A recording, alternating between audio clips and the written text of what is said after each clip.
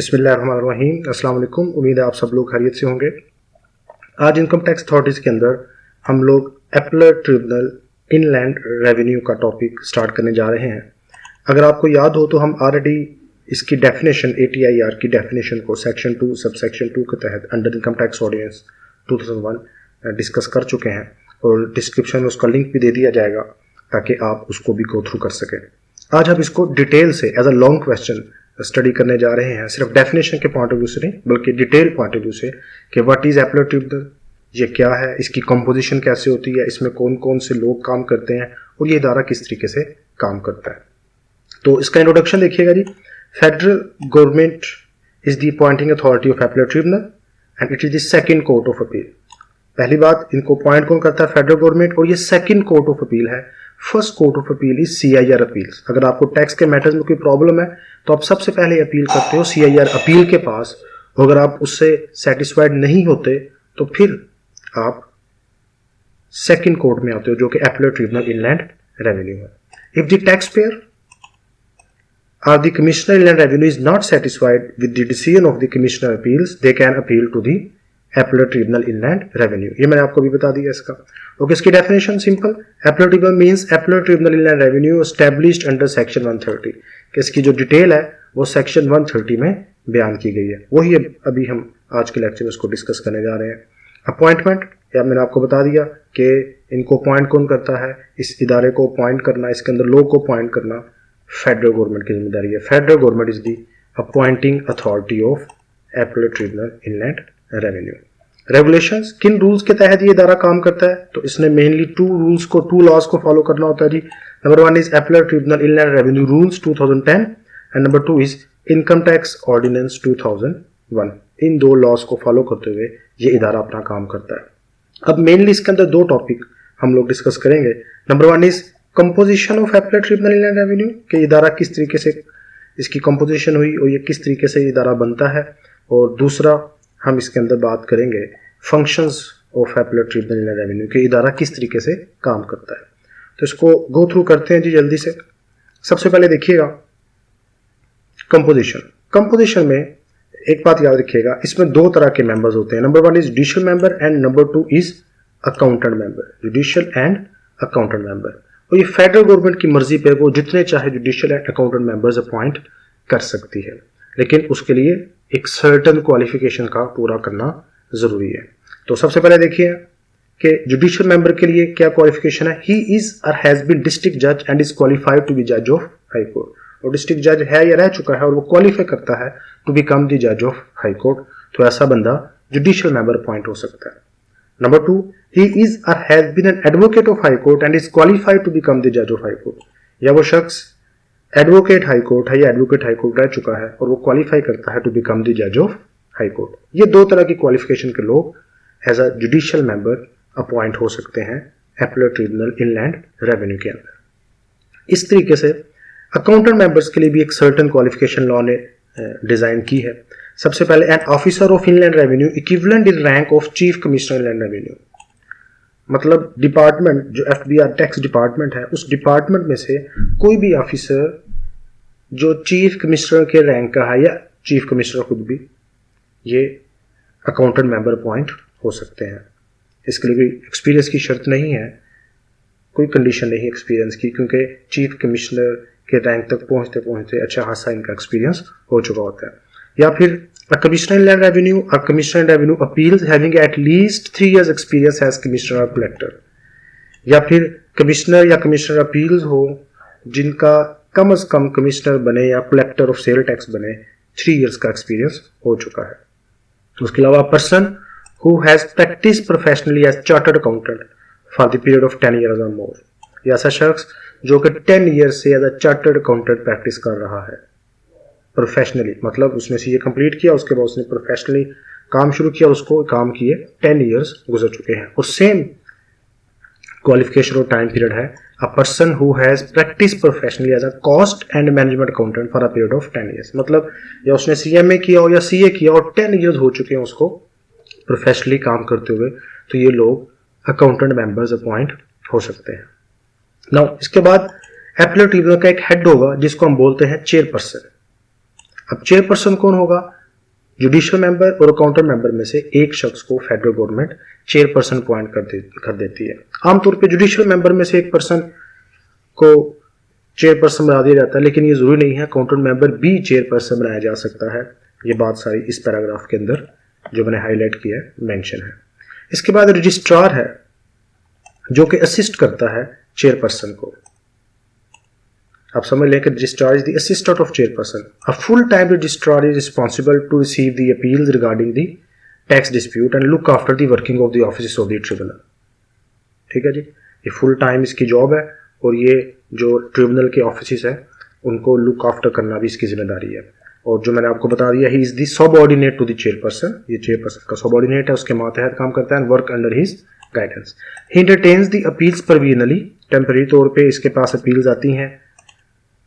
Fix the date for hearing, hearing के लिए date fix कर देता है क्योंकि इसके पास सारे रिकॉर्ड है कौन सी तारीख को कौन सा केस सुना जाएगा। And look after the administrative affairs of the tribunal. His office situated in the headquarters of Appellate Tribunal Inland Revenue in Islamabad, and there are 2 assistant registrars posted in Karachi and Peshawar branches. ये just information के तौर पे आप इसको add कर सकते हैं।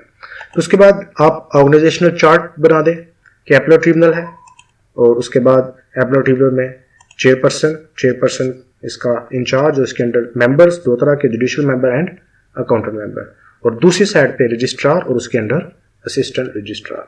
ये मैंने एक सम अप करके आपको कंपोजिशन के बारे में बता दिया कि ये इदारा कैसे कंपोज हुआ है। थोड़ा सा इसको मैं रिपीट करूं, चेयरपर्सन है, चेयरपर्सन के अंदर 2 तरह के मेंबर्स हैं, जुडिशियल मेंबर, अकाउंटेंट मेंबर। इनकी क्वालिफिकेशन हमने देखी कि ये सर्टेन क्वालिफिकेशन है, ये क्वालिफिकेशन होगी तो ही कोई शख्स जुडिशियल या अकाउंटेंट मेंबर अपॉइंट हो सकता है। Now functioning of appellate tribunal inland revenue, ये इदारा काम कैसे करता है जी? तो सबसे पहले देखिएगा constitution of benches. Constitution of benches का मतलब है कि चेयरपर्सन के पास इख्तियार है कि जब उसके पास कोई केस आता है तो उस केस की नेचर के मुताबिक वो एक बेंच तश्कील दे देता है। बेंच मतलब एक group of members, judicial and accountant members, जो कि इस केस को सुनते हैं।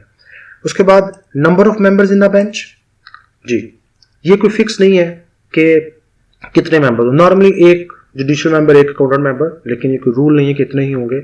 इस तादाद को कम या ज़्यादा भी किया जा सकता है। जैसे कि आगे लिखा हुआ है, however a larger bench may also be constituted by the chairperson। और जो मैंने आपको बताया कि normally a bench consist of equal number of judicial and accountant members, मतलब 2 judicial member 2 accountant member, 1 judicial member 1 accountant member. लेकिन ऐसा जरूरी नहीं है, तादाद कम या ज्यादा भी हो सकती है। But in certain cases the number of one type of member may exceed the other type, लेकिन उसके लिए कंडीशन यह है बाय 1 मेंबर, मतलब 2 जुडिशियल 2 मेंबर, जो 2 जुडिशियल मेंबर 2 अकाउंटेंट मेंबर। अगर आप इस तादाद को बढ़ाना चाहते हैं तो आप 2 जुडिशियल मेंबर और 3 अकाउंटेंट मेंबर कर दें, या 2 अकाउंटेंट मेंबर कर दें 3 जुडिशियल मेंबर कर दें। मतलब अगर आपने एक टाइप की तादाद को बढ़ाया तो ज्यादा से ज्यादा 1 मेंबर से उसको बढ़ाया जा सकता है। उसके अलावा सिंगल मेंबर बेंच है, नाम से आपको आइडिया हो गया, फिर इसमें एक बंदा ही केस को सुनता है। तो फेडरल गवर्नमेंट इसकी परमिशन देगी तो ही chairperson single member bench create करेगा। उसमें वो चेयरपर्सन खुद भी केस को सुन सकता है, या चेयरपर्सन आगे से किसी एक अकाउंटेंट या जुडिशियल मेंबर को भी उस केस को सुनने के लिए अपॉइंट कर सकता है।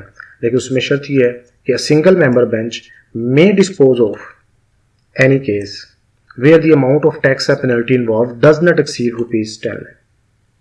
अगर 10 लाख से कम इन्वॉल्व है अमाउंट उसके अंदर टैक्स की या पेनल्टी की, तो फिर सिंगल मेंबर बेंच उसको सुन सकता है। अगर 10 लाख से ज़्यादा है तो फिर सिंगल मेंबर बेंच नहीं होगा, बल्कि एक प्रॉपर बेंच क्रिएट किया जाएगा। इसके बाद देखिएगा जी procedure of decision. Procedure of decision से मुराद ये है कि जब मेंबर्स केस को सुनेंगे और उसके बाद वो अपना इंडिपेंडेंट डिसीजन देंगे, उसके बाद देखा जाएगा कि मेजॉरिटी डिसीजन क्या है। लेट्स सपोज 5 मेंबर्स थे, 5 मेंबर्स ने केस को सुना और 3 ने वो डिसीजन आपकी फेवर में दे दिया, तो वो डिसीजन आपकी फेवर में माना जाएगा क्योंकि majority decision will be accepted. उसी तरीके से अगर 5 मेंबर्स में से 3 ने आपके अगेंस्ट डिसीजन दे दिया तो डिसीजन मेजॉरिटी की बेस पे आपके अगेंस्ट हो जाएगा। लेकिन बाद ऑफ ऐसा भी होता है कि मेंबर्स इक्वली डिवाइड हो जाते हैं। आपने 4 मेंबर्स का बेंच बनाया, 2 मेंबर्स आपके फेवर में, 2 मेंबर्स केस सुनने के बाद आपके अगेंस्ट डिसीजन दे दिया, तो फिर एक नया मेंबर अपॉइंट किया जाएगा। चेयरपर्सन खुद केस को सुनेगा और फिर वो केस को सुनने के बाद अगर वो फेवर में आ जाता है तो फेवर वाले मेजोरिटी में आ जाएंगे, तो वो majority decision will be accepted. अगर वो आपके केस सुनने के बाद आपके अगेंस्ट डिसीजन देता है तो वो डिसीजन आपके अगेंस्ट मेजोरिटी में आ जाएंगे।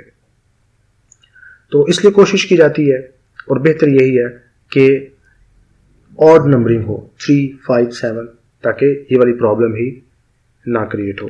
तो देखिएगा, इसको एक दफ़ा देख लेते हैं दोबारा से। If the members of a bench differ in opinion on any point the majority decision is accepted, ये बात हमने कर ली। But if the members are equally divided on a point the point in dispute is refer to the chairperson, और chairperson क्या करेगा, appoint one or more members of the tribunal to hear the disputed point. The question is then decided according to the opinion of the majority who had heard the case. सारी detail मैंने आपको बता दी। उसके बाद procedure of ATIR appellate tribunal inland revenue का procedure से मुराद ये है कि इसने किस चीज़ को फॉलो करना है। ये मैंने आपको बता दिया कि इसने इनकम टैक्स ऑर्डिनेंस 2001 को फॉलो करना है, इसने appellate tribunal inland revenue rules 2010 को फॉलो करना है, इसके पास पावर है कि regulate its own procedure and procedure of the benches of the tribunal, और ये सारे डिसीजंस अपने बेंचेस से रिलेटेड, अपनी मीटिंग से रिलेटेड, अपनी सिटिंग से रिलेटेड, कहाँ पे केस सुनेंगे, ये अपने इन तमाम चीज़ों में इंडिपेंडेंट है। And last one is final fact finding authority. क्या मतलब कि ऑलरेडी हम डेफिनेशन में भी इसको डिस्कस कर चुके हैं, वहाँ पे जाके आप ये डिटेल भी देख सकते हैं कि इनके पास दो तरह के केस आते हैं, एक पॉइंट ऑफ फैक्ट और एक पॉइंट ऑफ लॉ।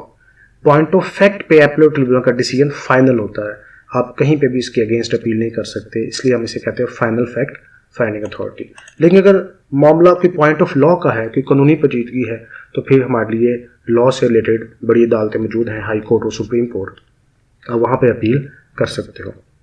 तो the decision of the tribunal on the point of fact is final. Due to this reason it is known as final fact finding authority. However, if the decision involves a point of law, the case may be referred to high court. तो एक long question था, मैंने जिसको एक short से अंदाज में इसको सम अप कर दिया ताकि जब आप इसको याद करें तो आप इसको लेक्चर सुनने के बाद आसानी से याद कर सकें। अगर कन्फ्यूजन है तो आप कमेंट करके पूछ सकते हैं। अपना ख्याल रखिएगा। अल्लाह हाफिज़।